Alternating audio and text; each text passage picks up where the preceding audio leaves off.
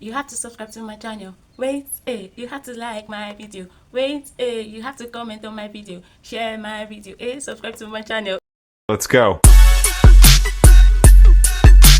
Hey everyone, welcome back to my channel. Thank you so much to my old subscribers for always watching my video. And if you are new here, I really appreciate. Please don't forget to hit the subscribe button just down here, just down. When you just look down by your right, it's down there. So I asked some of my friends to ask me questions on marriage, parenting, and motherhood. For those who are new here, I'm a young mom to a toddler, and I got married into an intertribal marriage. Like, I had an intertribal marriage. I'm Igbo and my husband is Yoruba. One of the questions I was asked was how I knew my husband was the one beyond God's confirmation. So stick around to hear my gist.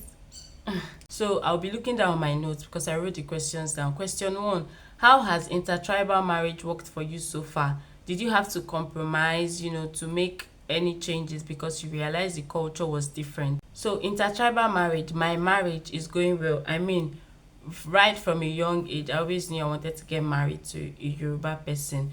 So my marriage is going well, and honestly, I think that if you really love somebody, you would want to do anything for them, anything to make them happy, anything for them, anything basically for them. And I don't know if I feel this way. I wonder how Jesus felt and is still feeling for us, to the extent that he had to go die on the cross for us. So I think that when you love somebody, you will not see anything, you will not think that you are compromising on anything. But I think one aspect I had to adjust to was the greeting. You know that Yorubas, they say that the way to greet them, the respectful way to greet them, is to kneel down. Even till now, I still they're always like, "Wait, Kule, kneel down," So that's the only thing I had to work on, knowing that, when we go to visit the elders, I would have to do a lot of kneelings. So yes, that's the only aspect I think that I had to work on. So yes, but if you really love somebody, I promise you, it would not look like you're compromising. It would not, nothing they would ask you to do would make it uncomfortable or would seem uncomfortable. Do you understand? Question 2: being a first time mom to a toddler, how do you deal with the stress of catering and being responsible for a child and a husband? Off the top of my head, I can think of I can come up with three things. The first one is I asked for help. I asked for help from my husband. I asked for help from my mom, from family members I think that I can ask for help from, because there's no independent woman in motherhood. There's no independent woman in parenting. Do you understand? So I ask for help from friends. Even when we go to church, I don't try to do, "Oh, my baby," or when we go out, I don't try to do, I let people, also mindful. I'm also mindful of people, but I let her reach out to people. I let people play with her. Do you understand? The second thing I do is self-care.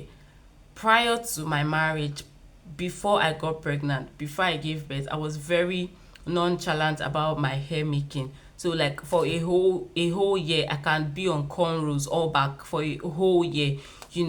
My friends would complain, my mom would complain, but I just felt comfortable with it. But after I gave birth, I began to slip into depression. I mean, my husband was doing enough for me. My mom was around doing more than enough for me. Do you understand? But I don't know, I began to slip into depression. So I woke up one day and said, "You know what, I'm going to the salon to make my hair." So from the salon, I went ahead to get things for myself. And I realized that it made me happy. I'm so sure my friends and my mom will be, proud of me from where I came from. I moved from not caring about my hair to making sure I make my hair at least once in a month. Do you understand? So this is the way I'm able to ease stress. I mean, self-care day, I make my hair. Sometimes I have to go with my baby. Other times I go alone. But it makes me happy. It takes the stress. At that moment, I feel like I'm doing enough. At that moment, I don't feel burdened because I made a new hair. So because of my baby, I'm not able to fix my nails yet, but I painted my toenails. What again? I got dresses for myself. Even if it's just one dress, even if it is a pair of jeans, like, I just do things that would make me happy at that moment. So yes, I do self-care. I ask for help. Then the third thing I do is I take naps. See, I bless God for creating naps, sleep. See, no matter how little, for the sake of my baby and for the sake of myself. Do you understand? A particular day, I was sleeping. Thank God her dad was around. I was sleeping, and then her dad, was like, "Hey, Delight is in the bedroom." So she went to the bedroom herself. So imagine if it was just me at home. Only God I know what would have happened. But her dad was around. So sleep, I take naps a lot. When she's not around, I try to nap, even if it's just 20 minutes, as little as 20 minutes, because I know that if I don't take that nap, it's going to affect me for the rest of that day.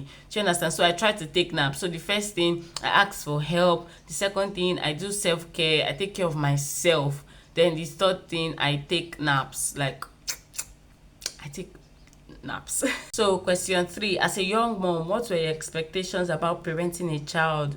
What were your expectations about parenting a child as a young mom, young first time mom? Before I answer that question, I want to sincerely appreciate, deeply appreciate all parents out there, all moms and dads, single parents that are taking care of their children. I really want to appreciate you. You are doing a great job. Before I gave birth, I was like, oh, I'll train up my child, I'll discipline my child, to respect their elders, but to also speak out their mind. But after I gave birth, I realized that it's more about patience from my end than about disciplining them. Because let me tell you something, children will test you. You think you have patience, children will test that patience you think you have. You think that you are able to work under pressure, children will test you. All the confessions you make in your church from Mondays to Friday, they will test that confessions. So I realized that it's more about patience, like me trying to calm myself down, that Faith, calm down, she's just a baby. Faith, calm down. Do you understand? So I just realized that I truly have to work on myself, because children, most of the time, I tell you that when I even say most of the time, I dare say 70% of the time, they don't do what you tell them to do, they do what they see you do. I remember a time when my baby was like 6 months, 7 months, I was conversing with my husband, and in amazement, I go, oh my God. And the next thing my baby does was clap her hands. I can never forget this experience. And that was when I realized that, oh, I have a lot of work to do. They would, like, and other examples that have happened in this house, children will not do what, most of the time, they will not do what you tell them to do. They do what they see you do. So if you are reading, you have to be intentional, you have to be patient with yourself. You have to be patient with yourself, because I promise you that when the first command instruction you give them, they are not following it. You have to keep shouting, stop that, drop it, don't do this, don't do that, like 3 4 times before they understand you. And sometimes they don't even do it. Do you understand? Sometimes they look you in the face, and I'm so sure what's going on in their head is to your worse. So I just realized that I have to be actually patient with myself before thinking of disciplining them. Do you understand what I mean? So question 4, it says, do you feel like marriage and motherhood changed your relationship with your friends? No, no, no, no. Marriage and motherhood did not change my relationship with my friends. So I like to think that I am funny, I'm hilarious, and I sometimes do, in quotes, stupid things. You know, so I wake up every day trying to be the funny face. I wake up every day trying to be there for my friends. But I'm not going to lie to you, I yearn for mom friends. Honestly, if I have mom friends, I don't think I would even be on Instagram, because I would have somebody that I'm banting with, talking about my children, about my husband. But sometimes, because most of my friends are still single, sometimes I don't try to my husband them to death or my baby them to death. So at that moment, I'm just, trying to be the same faith they knew. Of course, there will be changes. There will definitely be changes. I'm not a mom. I'm not a wife. Do you understand? There will definitely be change. But I try as much as possible not to husband them to death or my baby them to death. But I yearn for mom friends. Has marriage and motherhood changed my relationship with my friends? No. We try to text as much as often.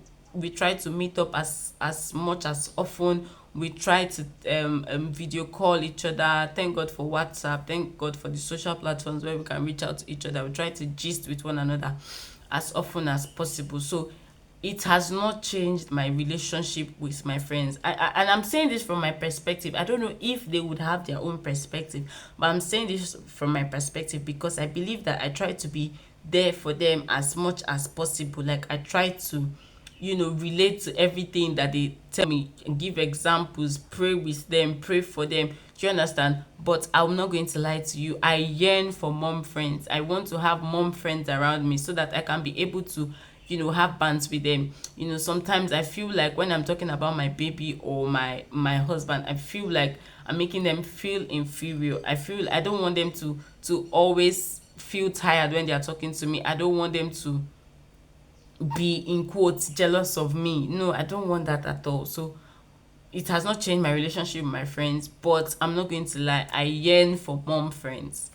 So question 5, how were you certain that your husband was the one, aside the confirmation from God? Was there any other reason why you knew he was the one?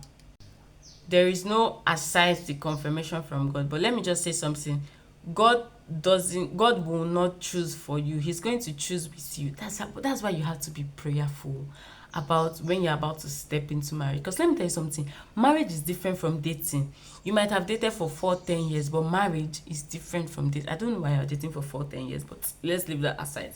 But marriage is another level on its own. So so like I said, God will not choose for you, he's going to choose with you. So you have to be prayerful when you're choosing a partner. So how I knew my husband was the one, I got a confirmation from God, and then he was really kind. I remember when I was still in the fashion business, and he just sent a huge sum of money to me to, support the business. I mean, it touched my heart. And many, many other examples, sometimes he would surprise me in school, sometimes he would just basically be there for me and be kind to me. So that not even I think that sealed the deal with for me. So I got a confirmation from God, and he was really, really supportive. So I yes, that's how I knew that he was the one. Another thing I would like to say is he never looked down on things I said. I mean, if it doesn't sit well with him, he would give, oh, why not do this? I think that you can't do this yet. So he was truthful at the same time. He was supportive, but he was honest. Oh babe, you can't do this now, at least not yet. Why not finish this? Or if you want to start this, you have to know that it's for a long term. But he was always supportive. Like, he's still supportive. So I truly hope I was able to answer questions that my friends asked me. Marriage, motherhood, parenting, pregnancy is not always easy, but I promise you that it is always worth it. So if you have questions that you would like me to go deeper in, like give more deeper explanations, let me know in the comment section. And also, please don't forget to subscribe to this channel. Don't forget to like this video, give this video a thumbs up. I mean, did you not enjoy this video? So please give this video a thumbs up. Don't forget to comment too. If you like this video, let me know in the comment section, and share to your friends. So thank you so much, guys. See you next week. Bye. Mwah.